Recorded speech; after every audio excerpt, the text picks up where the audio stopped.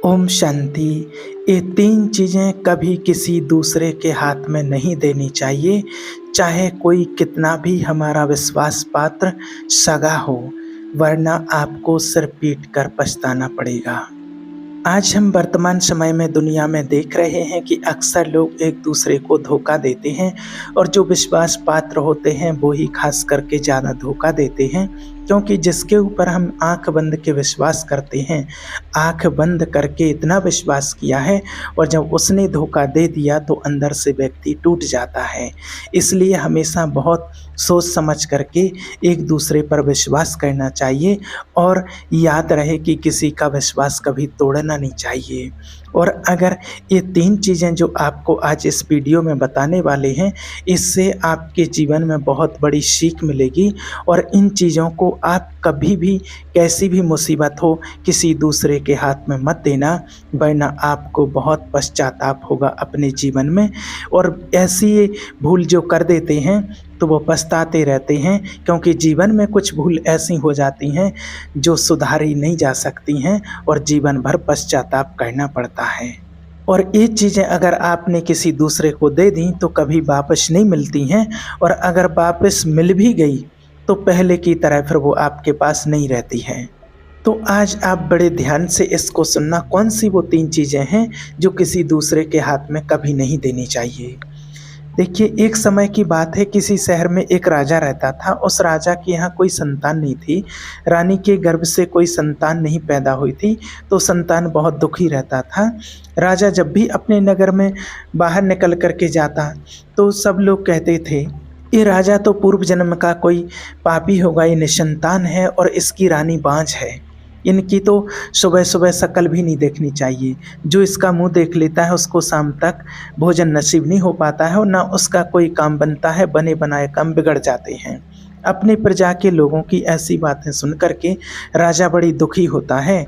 और राजा ये तो जानता था कि प्रजा के लोग कुछ ना कुछ कमी हर किसी में निकालते हैं, और जब तक पुत्र संतान कोई जन्म नहीं लगी हमारे यहाँ तब तक मुझे इनके ताने सुनने पड़ेंगे।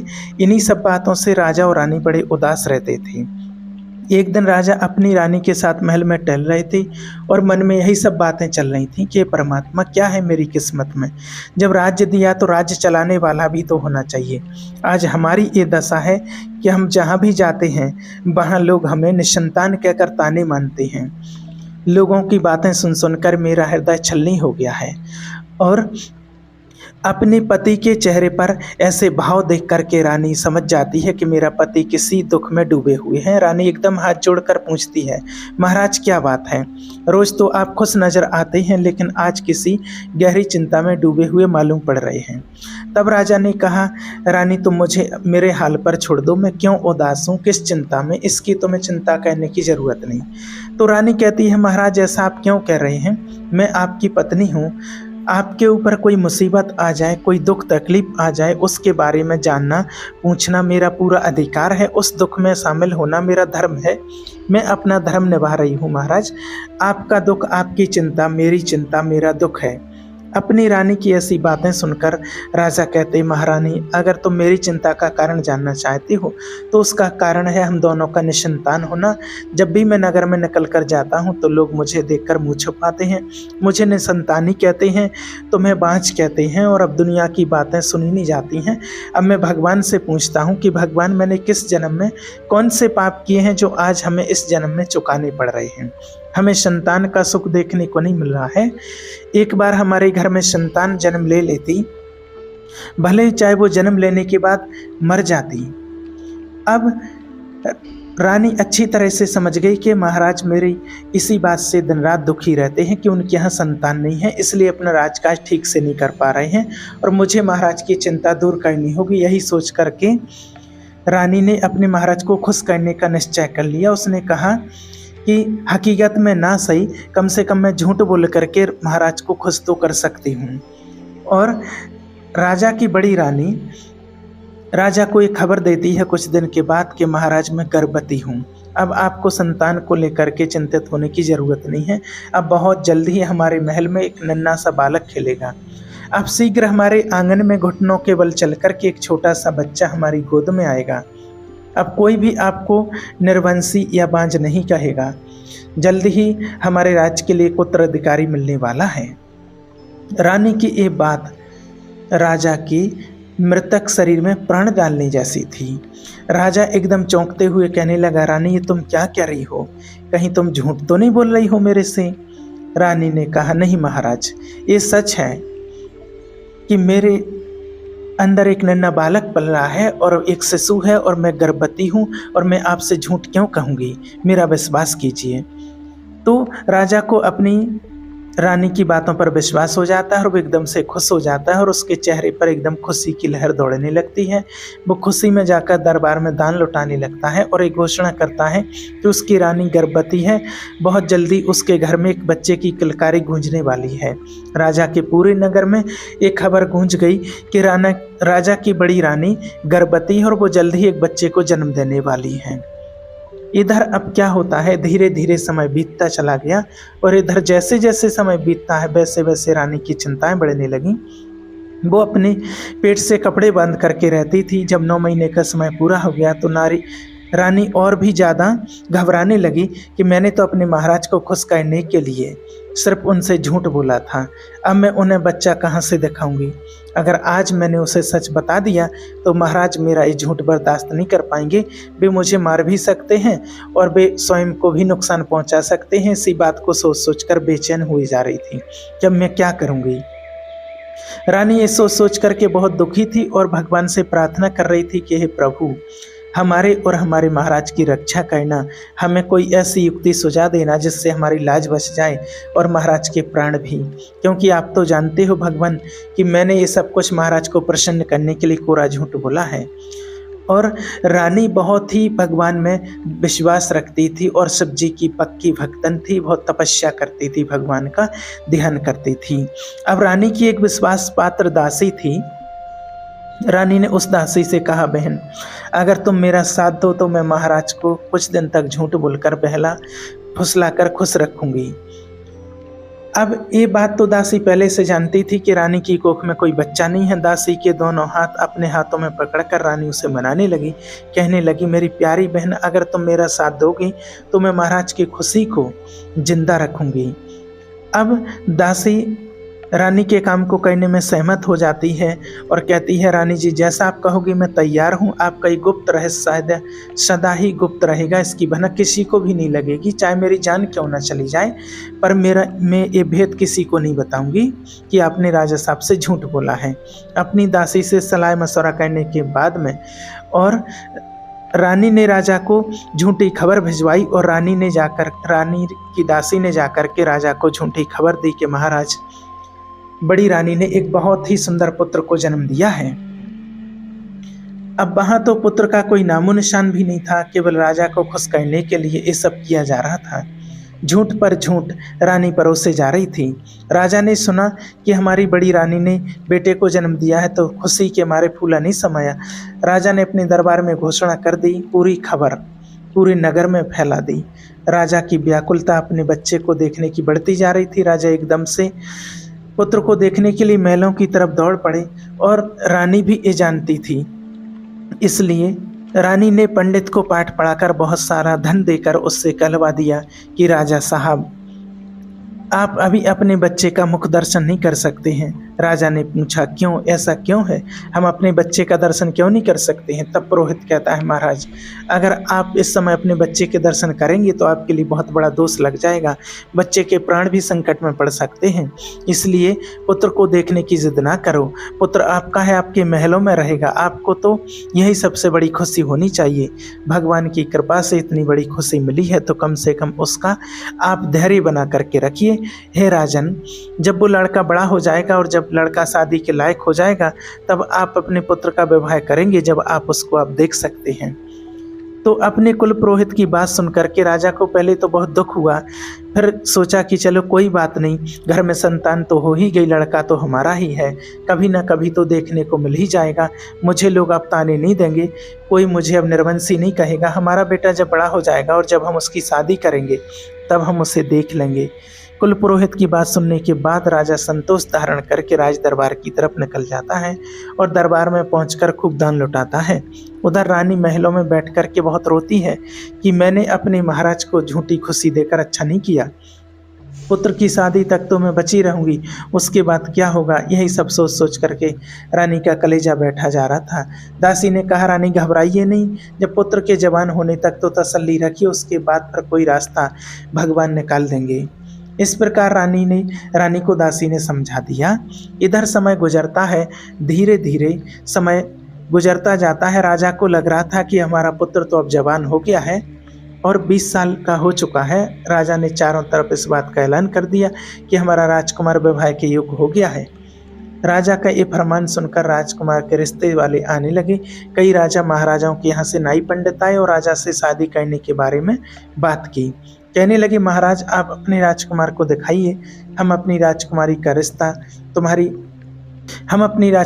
रिश्ता आपके राजकुमार के साथ तय करने के लिए आए हैं। जब कई जगह से रिश्ते आए तो राजा तत्काल अपनी रानी के कक्ष में पहुंच जाता है और कहता है कि प्रिय, हमारे पुत्र के विवाह वाले आए हैं, तुम्हारी आज्ञा हो तो मैं बेटे की शादी के लिए हाँ कर दूं।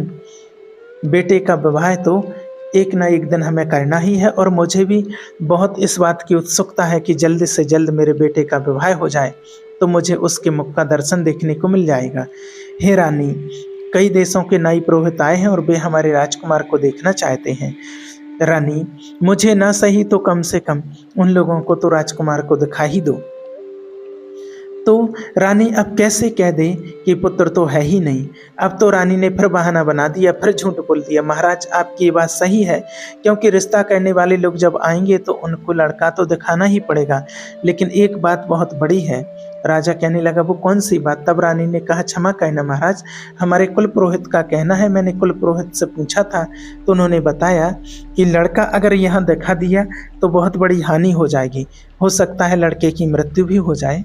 जिसको विवाह करना है वो इस शर्त पर करके जाए कि लड़का जब दूल्हा बन करके ससुराल जाएगा तो वहीं देखने को मिल जाएगा। जिसको बिना देखे रिश्ता तय करना है वो कर जाए, अन्यथा वापस चला जाए। रानी की बात को सुनकर राजा फिर वापस चला जाता है और जो रिश्ता लेकर के आए थे उनसे जा कर के कह दिया कि भाई लोग क्षमा करना, बिना देखे ही अगर रिश्ता तय करना चाहते हैं तो हम करने को तैयार हैं, क्योंकि हमारे कुल पुरोहित का कहना है अगर लड़का भी दिखा दिया तो बहुत बड़ा अपशगुन हो जाएगा, लड़के के लिए कुछ भी हो सकता है, इसलिए लड़का यहाँ नहीं दिखाया जाएगा, लड़का सीधा विवाह मंडप में ही दिखाया जाएगा। अगर आपको ये प्रस्ताव मंजूर है तो आप हमारे पुत्र के साथ रिश्ता रख सकते हैं, वरना मेरी मजबूरी है। यही बात राजा ने उन सभी देशों के नाई और पुरोहितों के सामने रखी। ये बात सुनकर के वहाँ से वे सब लोग वापस चले जाते हैं। संयोग से एक राजा ऐसा आता है जो बिना राजकुमार को देखे ही अपनी बेटी का रिश्ता तय करके चला जाता है। बोला, कोई बात नहीं, लड़का मंडप में तो देखने को मिल ही जाएगा, तो वहाँ देख लेंगे, इसमें क्या बड़ी बात है। वही होता है, वो राजा जो था अपनी बेटी का रिश्ता उस लड़के से तय करके अपने घर को चला जाता है। किस लड़के से वो रिश्ता तय करता है? जो सिर्फ राजा की कल्पनाओं में था, जिसका भी जन्म भी नहीं हुआ था। उधर घर जाकर के राजा अपने विवाह की तैयारियां करने लगता है और इधर राजा अपनी घर रानी को जाकर के बताता है कि एक राजा ने अपना रिश्ता, रानी से कहता है हमारे पुत्र का रिश्ता तय कर दिया है और हमारे पुत्र के विवाह की तारीख भी निश्चित हो चुकी है। अब हम अपने पुत्र का बड़ी धूमधाम से विवाह करेंगे। तो राजा की बात को सुनकर के रानी ने कुछ जवाब नहीं दिया, कहने लगी, ठीक है, हम तैयार हैं, तुम विवाह की तैयारी करो और बेटे की शादी शान से करने के लिए जाओ। राजा के साथ कुछ समय बिताने के बाद राजा अपना दरबार को आ जाता है। रानी को बड़ा दुख होता है। रानी ने अपनी दासी को बुलाया और रानी बहुत रोई और कहने लगी, बहन, अब तो हमारे पुत्र का विवाह भी होने को हो रहा है, तारीख भी निश्चित हो गई है, अब बताओ मैं क्या करूं? इस बात को मैं कैसे छिपाऊं? अब मैं कैसे जिंदा रहूंगी? हे दासी, मैंने ऐसा झूठ क्यों बोला, मुझे समझ नहीं आता है। मैंने अपने ऐसा झूठ बोल करके पति को खुश क्यों किया, जिस झूठ में मैं ही फंसती चली जा रही हूँ। अब दासी उस रानी के लिए धैर्य बंधाती है कि रानी, जब आपने झूठ बोला है तो भगवान से प्रार्थना करो, आप इतनी भक्ति करती हो तो भगवान से बोलो कि आपका झूठ पकड़ा ना जाए और भगवान आपको आपका रास्ता कोई ना कोई ज़रूर दिखा देंगे। इधर जब शादी की तारीख आती है तो राजा बारात को सजाते हैं अपने पुत्र का विवाह करने के लिए। बारात को ले चलने की तैयारी करते हैं। राजा ने अपने रिश्तेदारों में हर जगह खबर भिजवाई। रानी से कहा कि अपने पुत्र को दूल्हा बनाओ और उसे डोली में बैठा दो। आगे राजा ने कहा, आप अपने पुत्र को दूल्हा बना करके तैयार करिए और मैं बारात को देखता हूँ। राज दरबार की ओर राजा निकल जाता है। इधर रानी दासी के पास में बैठी बैठी बहुत रो रही है और कह रही है कि रानी जी, अब मैं क्या करूं। फिर रानी ने और दासी ने सलाह मिलाई। रानी ने कहा कि दासी, मेरे दिमाग में एक बात आती है, अब जो होगा सो होगा, देखा जाएगा, लेकिन हमें ये रहस्य हमें छुपाना तो पड़ेगा ही। तुम एक काम करो, एक आटे का दूल्हा बनाओ और उसे सजाकर अच्छी तरह से पालकी में बैठा दो। सबसे कह दो कि ये पालकी कहीं रास्ते में कोई भी ना देखे। पालकी सीधी विवाह मंडप में ही खोली जाएगी। वही होता है। दासी ने आटे की एक लूड़ बनाई और उसका एक दूल्हा बनाया और दूल्हा बना करके उसको सजा करके उसी पालकी में बैठा दिया। पालकी में चारों तरफ से पालकी को बंद कर दिया गया और पालकी में राजकुमार बैठा हुआ है जो सिर्फ आटे का दूल्हा बना हुआ है, और पालकी को चारों तरफ से बंद कर दिया। इधर बड़ी धूमधाम से महाराज बारात को लिए प्रस्थान करते हैं और इधर वो पालकी लेकर के चलते हैं। रानी ने कहलवा दिया था कि कोई भी पालकी को खोलकर नहीं देखेगा। महाराज से भी कह दिया कि इस पालकी का ध्यान रखना, इस पालकी को कोई भी रास्ते में नहीं खोले। अगर किसी ने इसे खोलकर देख लिया तो महाराज आपके पुत्र की मृत्यु भी हो सकती है, कुल पुरोहित का कहना है। जवाब दिया राजा ने। ठीक है। राजा इस बात को तैयार हो जाते हैं, सबको सूचित कर देता है कि हमारी पालकी को रास्ते में कोई खोल करके नहीं देखेगा। चार कहर उस पालकी को उठाते हैं और बारात के साथ लेकर के चलने लगते हैं। चलते चलते जब बारात एक जंगल से होकर गुजरती है, काफ़ी लंबा सफ़र चल कर के आए थे, इसलिए सभी सेना बाराती थक चुके थे, तो उन्होंने सोचा कि चलो थोड़ी देर विश्राम कर लेते हैं वृक्ष के पास। राजा ने बारातियों को आदेश दिया कि पालकी को यहीं रख दो और विश्राम करने के बाद थोड़ी देर बाद यहाँ से आगे बढ़ेंगे। और वही होता है। कहरों ने वृक्ष के पास में पालकी को रख दिया। इधर क्या होता है, जहाँ एक अलग वृक्ष के पास में पालकी रखी हुई थी और वहीं उसी जंगल में थोड़ी ही दूर किनारे पर एक गुप्तेश्वर महादेव का मंदिर था, जहाँ एक गुप्त रूप से नव युवक और एक नव युवती दोनों पति पत्नी तपस्या करते थे, भगवान का ध्यान करते थे। बड़ा ही सुंदर जोड़ा था उनका, बहुत ही गुणवान सुशील दोनों रहते थे। तो उस नव युवक की पत्नी ने जब देखा पालकी की ओर तो वो कहने लगी अपनी पति से, अरे ये कैसी बारात है, इसमें तो दूल्हा ही नहीं है, देखो ना, इसमें तो आटे का दूल्हा बना करके बैठा दिया है। ये बात सुन करके उस पत्नी ने ये बात देख करके और अपने पति से कहा कि देखो पिया जी, इस संसार में कितना अंधेर है। तो वो बोला, नवयुवक कैसा अंधेर। और वो पत्नी कहती है कि इस पालकी में कोई दूल्हा नहीं है और बिना दूल्हा की कैसी बारात। तब वो, और ये बारात तो ऐसी है कि बिना दूल्हा के ही जा रही है, और जब ये बात बिना दूल्हे के वहाँ पहुँचेगी तो सोचो इनका क्या होगा। इतना बड़ा अंधेर तो मैंने आज तक नहीं देखा है जो बिना दूल्हे की बारात जा रही हो। इस पालकी में दूल्हा तो है ही नहीं, केवल आटे का बना हुआ दूल्हा रखा है। तो वो नवयुवक कहने लगा कि प्रिय, हमें तो विश्वास नहीं होता है, शायद हो सकता है कि तुम झूठ बोल रही हो, हमें दिखाओ तो सही कि बिना दूल्हे की कैसी बारात है।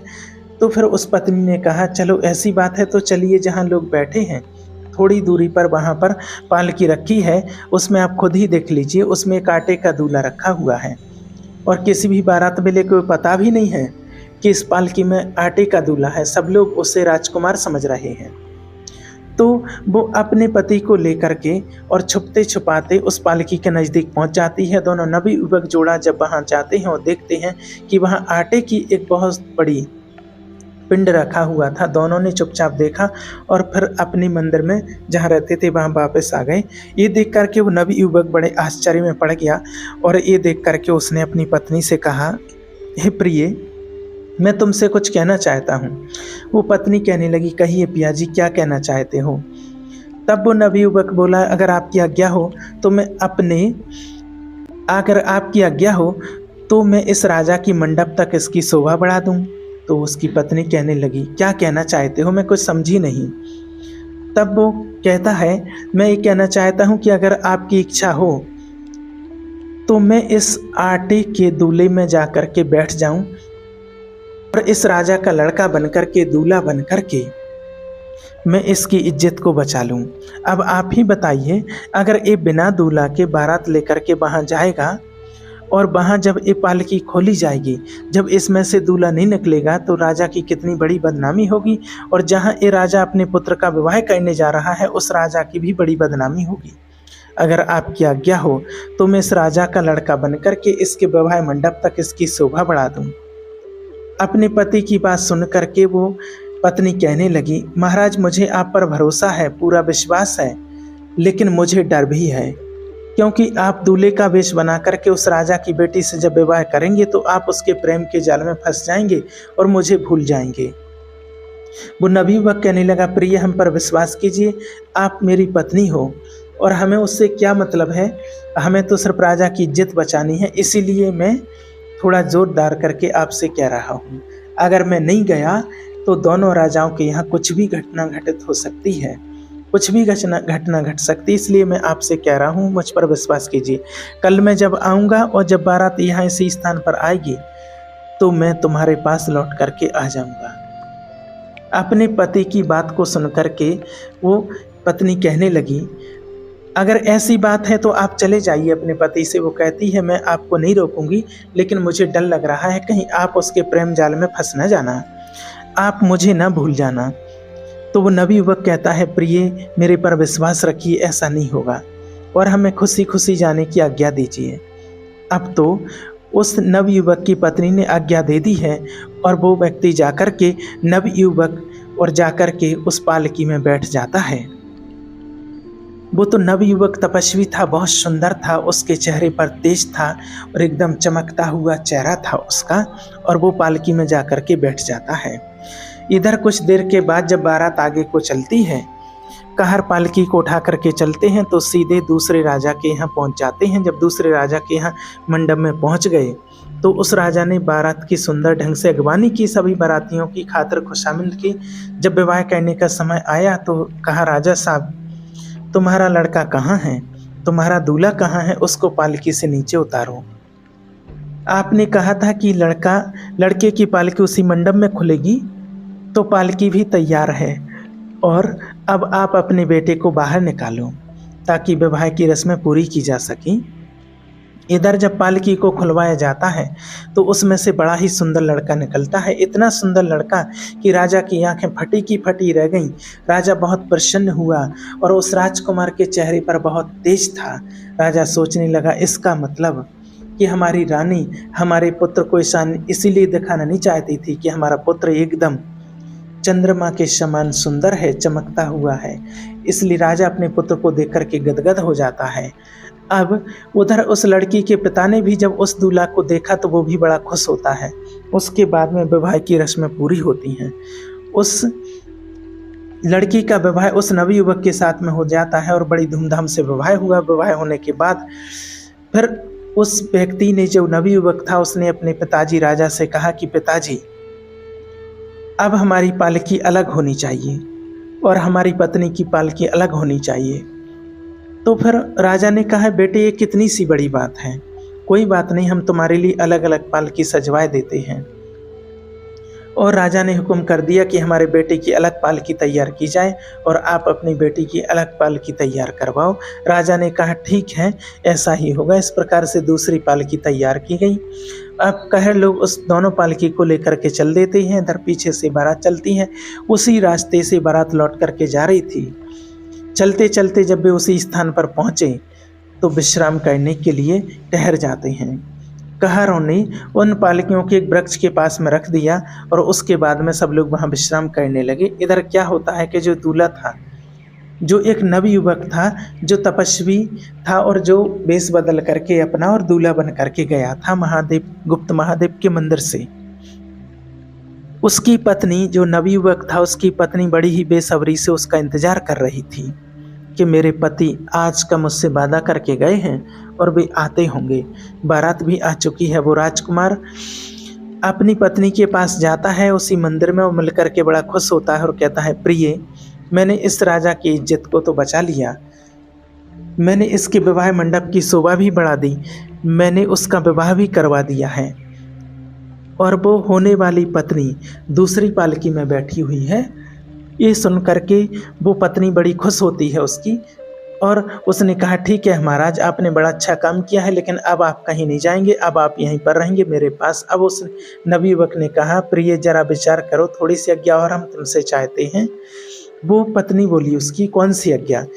जब मैंने इस राजा की इज्जत को तो बचा लिया। नवयुवक कहता है, अब ये नई नई दुल्हन आई है और जब ये अपने ससुराल जाएगी और ये वहाँ पर जब इसको अपना पति नहीं मिलेगा तो फिर इसका क्या हाल होगा। मैं इस बात को सोच सोच करके बड़ा दुखी हो रहा हूँ, इसलिए मैं आपसे कहना चाहता हूँ, और मेरी कहने की हिम्मत भी नहीं पड़ रही है कि मैं तुमसे कैसे कहूँ। तब उस पत्नी ने कहा, इससे हमें कोई मतलब नहीं, कुछ भी हो, लेकिन आपने इसकी बारात की शोभा तो बढ़ा दी, अब आप हमको छोड़ करके आगे कहीं नहीं जाओगे ना। उस नवयुवक ने फिर कहा कि आप परेशान ना हो, अगर ये लड़की वहाँ जाकर के अपने पति को नहीं देखेगी तो फिर इस बेचारी का क्या हाल होगा, ये तो रो रो करके मर जाएगी। मैं तुमसे विनती करता हूँ कि ज़्यादा नहीं, सिर्फ 2 दिन के लिए आप मुझे आज्ञा दे दो, 2 दिन के बाद मैं लौट आऊँगा। जब ये लड़की अपने मायके के लिए चली जाएगी, जब इसके पियर वाले इसको पियर ले जाएंगे तो मैं आपके पास चला आऊँगा। केवल 2 दिन की हमें आज्ञा दे दो, मेरी बात पर विश्वास करो, मैं तुम्हें धोखा नहीं दूंगा। मैंने उस दिन भी कहा था कि हम तुम्हें कभी धोखा नहीं देंगे। अपने पति की बात को सुनकर के वो युवती बड़ी दुखी होती है और कहती है, पिया जी, आज हमें विश्वास हो गया कि आप हमसे झूठ बोल रहे हो, हमको धोखा दे करके तुम चले जाओगे और हमको भूल जाओगे, हमको तड़पता हुआ छोड़ करके जाना चाहते हो, इसलिए तुम जाने की बार बार हमसे जिद कर रहे हो। और उसने अपने पति से बहुत विनती की, लेकिन वो नवयुवक उसे बार बार समझाने लगा और कहा कि मैं तुम्हें वचन देता हूँ कि मैं लौटकर तुम्हारे पास जरूर आऊँगा, मुझे उससे कोई मतलब नहीं है, 2 दिन की आज्ञा हमें दे दो, मैं तुम्हें धोखा नहीं दूंगा। तो इस प्रकार वो नवयुवक अपनी पत्नी को समझाता है और उसको समझा करके और आज्ञा लेकर के उसी पालकी में बैठ जाता है। इधर में जो रानी थी वो मंदिर में जाकर के भगवान के सामने बैठती है, विनती करती है, प्रार्थना करती है कि हे प्रभु, मेरी रक्षा करो, मेरी लाज बचा लो। मैंने तो अपने पति को खुश करने के लिए झूठ बोल दिया, लेकिन हमें ये नहीं मालूम था कि बात यहाँ तक पहुँच जाएगी। अब मैं क्या करूँ, मेरी लाज बचाओ भगवान, नहीं तो मैं मर जाऊँगी। तो इस तरीके से उस रानी ने पूरी रात मंदिर में रोते रोते निकाल दिया। सवेरा हो गया, दिन निकल आया, लेकिन रानी अकेली उस मंदिर में बैठी रोती रहती थी। और ये बात केवल दासी को मालूम थी कि रानी कहाँ है, किसी को कोई पता नहीं था। इधर राजा अपनी पुत्रवधू और पुत्र की पालकी को लेकर के घर आते हैं, और इधर जब दासियों ने, दरबारियों ने देखा, उस पुत्र को देखा, तो वे सब लोग उसे देख करके बहुत प्रसन्न हुए। सोचने लगे कि रानी इसीलिए अपने पुत्र को नहीं दिखाना चाहती थी क्योंकि उसका पुत्र तो बहुत सुंदर है, इसके चेहरे पर बहुत तेज है। और उस दासी ने देखा कि राजा का पुत्र भी आया हुआ है, उसे तो मालूम ही था कि रानी का कोई पुत्र नहीं है। फिर दासी ने कहा कि पुत्र दुल्हन के साथ में आया है। तो उस दासी की आंखें चौंधी आ गईं, वो आश्चर्य में पड़ गई, उसके लिए भी खुशी का कोई ठिकाना नहीं था। वो दासी भाग करके मंदिर में जाती है और मंदिर में उधर रानी माथा पटक रही थी, भगवान से विनती कर रही थी।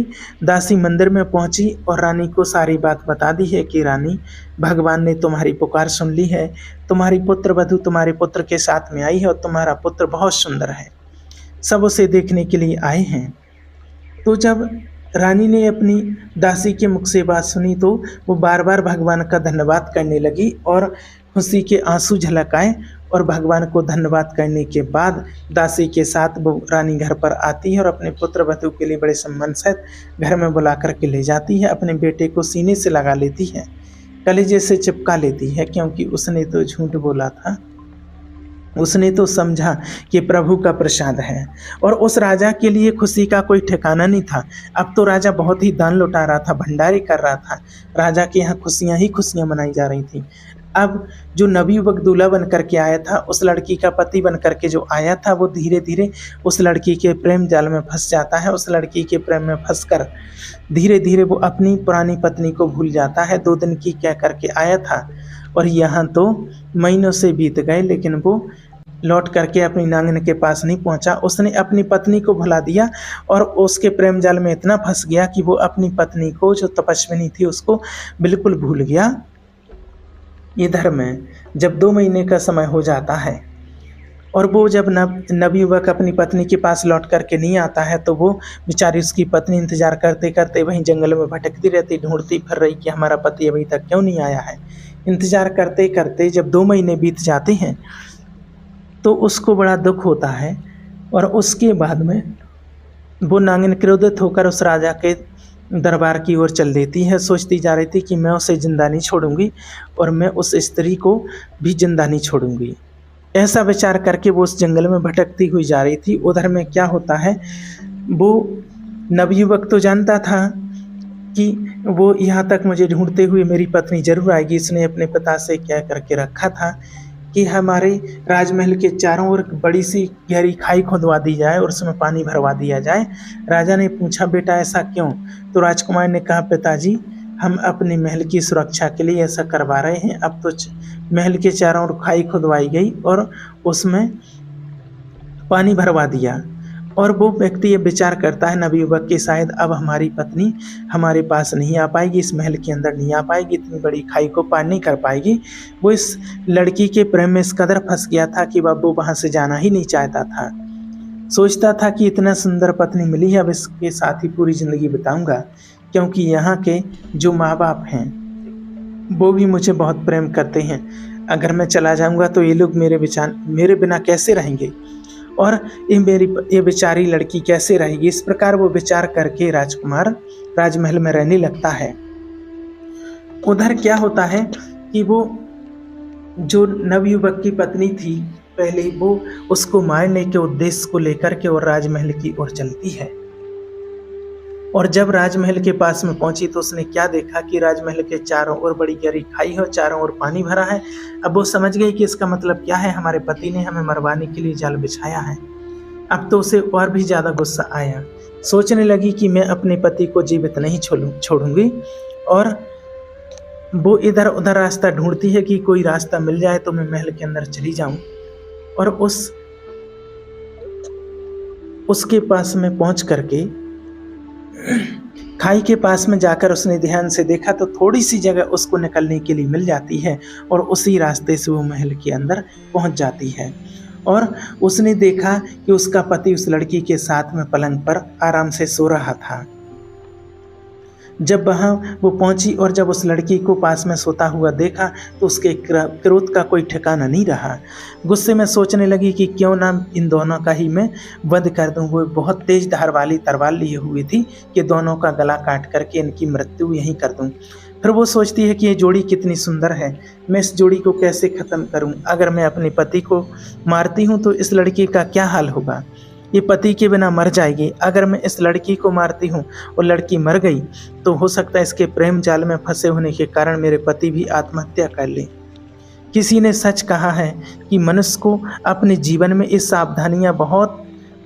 सावधानियां हमेशा बना करके ही रखनी चाहिए। चाहे कोई कितना भी विश्वास पात्र हो, कितना भी सगा हो, ये 3 चीज़ें कभी किसी के हाथ में नहीं देनी चाहिए। नंबर 1, अपनी इज्जत और मर्यादा।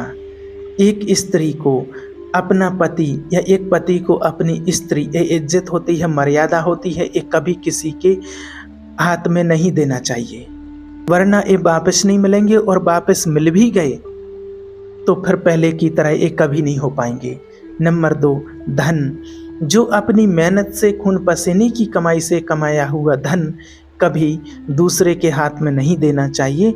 दूसरे के हाथ में पहुंचा हुआ धन मिलने में बड़ी कठिनाई होती है, ये सभी जानते हैं, और वो कभी समय पर फिर काम में नहीं आ पाता है। इसलिए अपने धन को अपने पास रखें और उसका उपयोग करें। नंबर 3, बिना पढ़ी पुस्तक की विद्या। ये भी समय पढ़ने पर कभी काम नहीं आती है। और ये 3 चीज़ें आप सभी जानते हैं कि कभी भी अगर दूसरे के हाथ में चली जाएं तो फिर पश्चाताप के अलावा और कुछ नहीं मिलता है। इस बात को आप गांठ में बांध लो। अब वो नवयुवक की पत्नी जो वहाँ खड़ी खड़ी सोच रही थी कि मैं तो कहीं की नहीं रही, मैं तो विधवा हो गई हूँ। मैंने जानबूझ करके अपने पैर में कुल्हाड़ी मारी है और मैंने जानबूझ करके ही अपने पति को जाने दिया था और मुझे भलाई का बदला कितना अच्छा मिला है। मैं अपने पति को खोकर पछता रही हूँ। कहीं ऐसा ना हो कि दूसरी लड़की भी विधवा हो जाए, कहीं ऐसा ना हो कि हमारा पति मर जाए। ये विचार करने के बाद मैं वो उस नवयुवक की पत्नी अपने पति को या उस लड़की को मारने का विचार बदल देती है। उसने सोचा कि मैं यहीं पर अपनी जान दे दूंगी, लेकिन इन दोनों को कुछ हानि नहीं पहुंचाऊंगी। तो क्या होता है, महल से बाहर निकल करके वो आई और जो गहरी खाई थी जिसमें पानी भरा हुआ था, उसी में उसने छलांग लगा करके अपनी जान दे दी। सवेरा होता है और जैसे ही सवेरा होता है और उठ करके जैसे ही वो घूमने आता है, उसको तो पता था कि वो शायद आएगी ज़रूर, और वो खाई के चारों तरफ देखता है तो उस खाई में पड़ी उसकी पत्नी की लाश पर उसकी नज़र पड़ती है, जो उसकी बॉडी पानी में तैर रही थी। अपनी पत्नी को देख करके वो नवयुवक अंदर से बहुत टूट जाता है, बहुत दुखी होता है, रोने लगता है, पछताने लगता है और उसको देख करके बार बार यही बोलता है, मेरी प्राण प्यारी मुझे क्षमा कर दो, मुझसे बड़ी भूल हो गई। मुझे क्या मालूम था कि तुम मुझे मेरे पीछे मर जाओगी, और तुमने मरते मरते मुझसे कुछ कहा भी नहीं, और गलती तो सब मेरी ही थी कि मैं इस लड़की के प्रेम में पड़ करके मैंने तुमको भुला दिया। लेकिन तुमने अपना वास्तविक प्रेम निभाया, तुमने अपने प्रेम में अपनी जान दे दी, लेकिन हम दोनों में से किसी को भी मारने की आपने नहीं सोची। और वो पश्चाताप करने लगा। लेकिन अब पश्चाताप करने से क्या होगा, जब कहा जाता है कि चिड़िया चुग गई खेत है, अब डंडा हिलाने से क्या फ़ायदा। इसलिए हमें विश्वास पात्र बनकर रहना है, तो कभी किसी का विश्वास ना तोड़ें और हमेशा एक दूसरे के विश्वास पात्र बन कर के रहें। और किसी को अगर धोखा देते हैं तो ज़रूर एक न एक दिन हमें धोखा मिलता है, और जो हम किसी के साथ करते हैं उसका फल हमें ज़रूर भोगना पड़ता है। ये याद रखें। ओम शांति।